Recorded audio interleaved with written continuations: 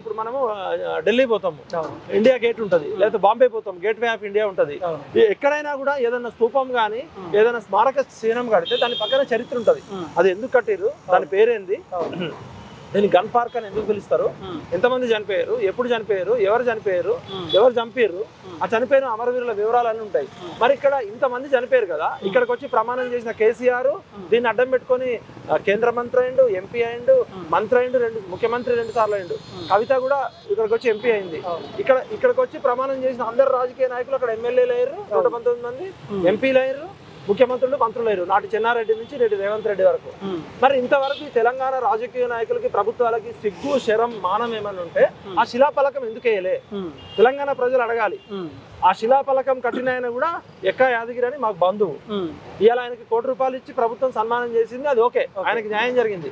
కానీ శిలాఫలకం కట్టిన ఎక్కా యాదగిరి గారికి ₹1 కోటి ఇచ్చారు, కానీ చనిపోయిన అమరవీరుల అడ్రస్లు వేయి మీ దగ్గర.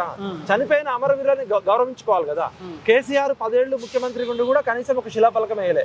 అక్కడ క్లాక్ టవర్ అట్లే ఉంది సికింద్రాబాద్ దగ్గర.